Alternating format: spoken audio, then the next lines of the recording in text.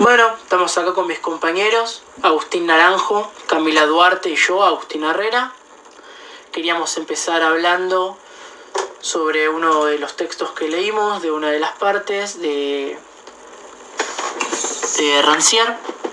Él habla en uno de los momentos, en el texto, sobre que les había dado a sus alumnos un texto en francés y lo que ellos tenían que hacer era poder traducirlo a su lengua para poder entenderlo y hacer una pequeña presentación en francés. Él esperaba que las presentaciones fuesen burdos escritos, escritos como si tuviesen 5 o 6 años. Imagínense su sorpresa en el momento en el que vio que no, que eran escritos de un nivel más alto y de que se podía entender perfectamente todo lo que estaban escribiendo al estar bien escrito. Él decía en un momento que era muy raro porque ¿cómo podía ser si él no les había enseñado nada? Solo les había dado las herramientas. Entonces se empezó a preguntar si era realmente necesario el rol del docente, viendo que si les daba las herramientas ellos podían resolverlo.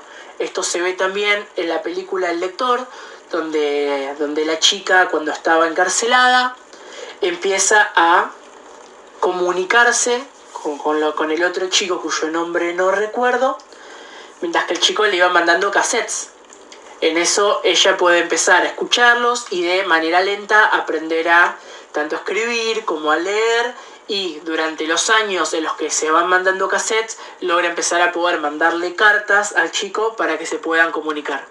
Una cita que quiero destacar de lo que fue el texto de Rancière es del orden explicador, que dice que el libro está compuesto por un conjunto de razonamientos destinados a hacer que el alumno comprenda una materia.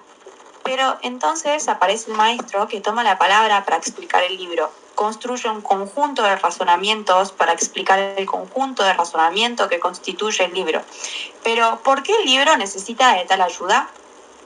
Esta cita del texto lo relaciono mucho con la película de Mi amigo Nietzsche, que el nene quería intentar, en sí todo el texto lo relaciono con esta película, pero esta cita en particular porque el nene no entendía nada sobre lo que era este libro, que encima estaba en portugués, porque era brasilero. Y el nene, con la motivación del deseo de querer saber qué es lo que decía el libro, fue como buscando a su manera cómo entender el libro, como los chicos hicieron esto con el Temaleco del francés. Y cómo fue buscando por sus propios métodos para poder entender el libro y así generar toda la revolución y todo lo que generó, que es lo que vimos en la película, de que una vez que aprendió todo, generó tal revuelo en la escuela que después los mismos profesores intentaban como callarlo, ¿no? Que también se relaciona con este último video que vimos del docente militante. Sí, que como en su momento cuando ellos trataban de obtener salarios dignos nada más, que es lo que estaban pidiendo, el gobernador de Neuquén mandó a reprimir, y como él termina muerto, envuelto en toda esta represión por una granada de gas lacrimógeno que le pega en la cara, lo cual le causa automáticamente la muerte cerebral. Como puede ser que en estos casos, cuando nosotros solamente queremos aprender, claro, eso, aprender o hablar o demostrarlo o mostrar la cara en algunas ciertas circunstancias, tratan directamente de callar.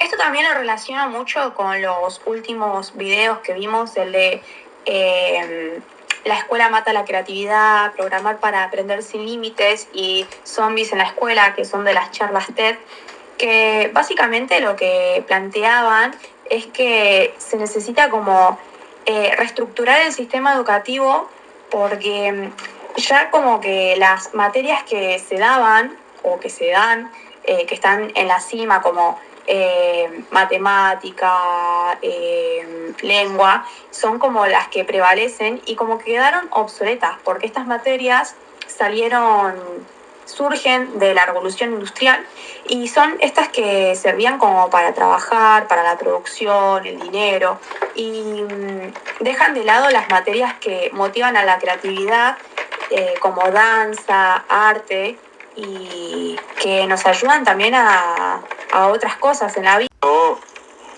me quedé con el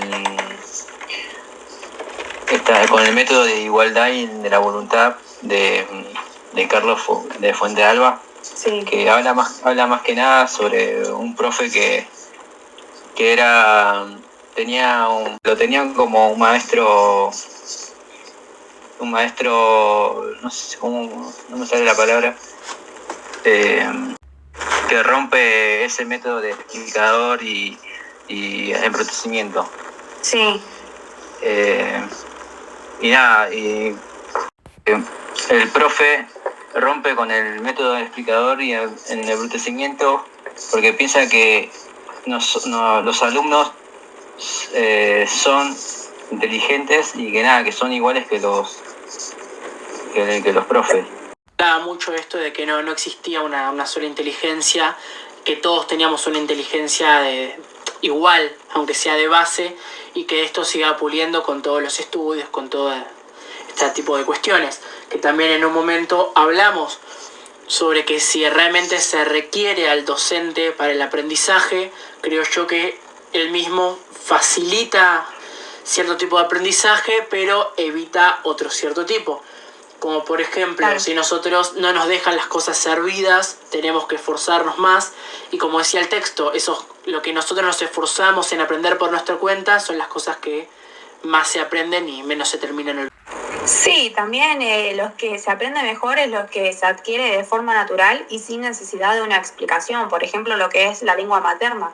Nosotros aprendemos a hablar y se adquiere porque es algo que aprendimos desde nuestras propias experiencias. Claro, por imitación, en este caso se aprendería. Después, otra cita que tengo es el que en el orden explicador, efectivamente, por lo general, se necesita una explicación oral para explicar la explicación escrita. ¿Cómo entender ese paradójico privilegio de la palabra por sobre lo escrito?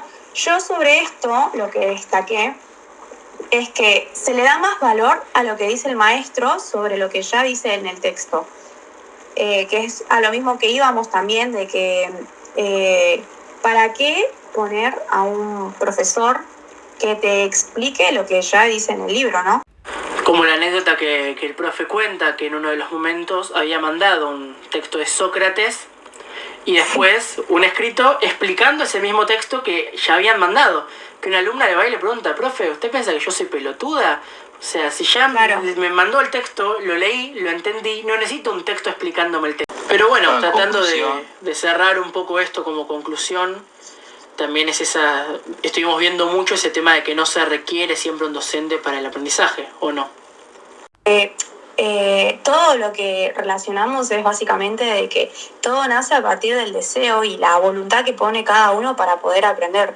Uno aprende porque le pone las ganas. Todos tenemos ese sentido de que todos tenemos esa capacidad de aprender. Todos somos iguales, todos tenemos inteligencia y si tenemos las ganas y la voluntad vamos a aprender sin la necesidad de que haya un profesor que nos esté diciendo paso a paso lo que hay que hacer.